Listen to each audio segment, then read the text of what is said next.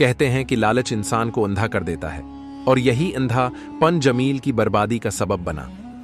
ये कहानी एक ऐसे शख्स की है जो हमेशा दूसरों की दौलत पर नजर रखता था। जमील एक मामूली दुकानदार था, मगर उसका ख्वाब था कि वो गांव का सबसे अमीर आदमी बन जाए, चाहे किसी भी कीमत पर। प्रासरार खबर एक रात जब गांव के सब लोग सो रहे थे, एक अजनबी जमील की दुकान पर आया। वो एक प्रासरार बारिश बुजुर्ग था जिसकी आंखों में अजीब सी चमक थी।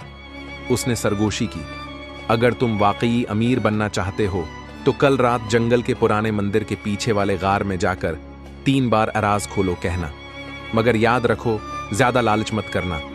ये सुनकर जमील की आंखें चमक उठी।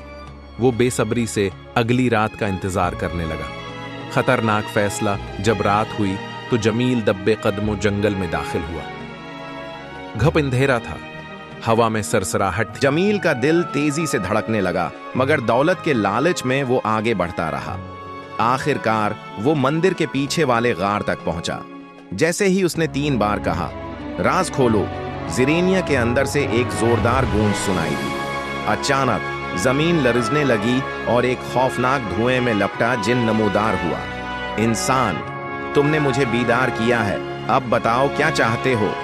जिनकी गरजदार आवाज से जमील के पसीने छूट गए, मगर उसने खुद को संभाला। खजाना, जमील ने कांपती हुई आवाज में कहा। जिन मुस्कुराकर बोला, ये थैली लो, जब भी उसे हिलाओगे ये सोने से भर जाएगी, मगर एक बात याद रखना, अगर हद से ज्यादा लालच किया तो सब कुछ खो बैठोगे।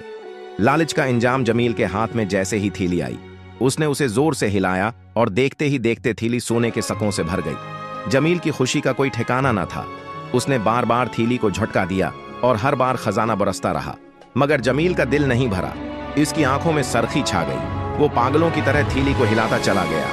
अचानक जमीन जोर से हिलने लगी, गार की दीवारें टूटने लगीं और जिन एक जोरदार कहकाए के साथ बोला, मैंने तुम्हें खबरदार किया था, अब तुम्हारा इंजाम देखो।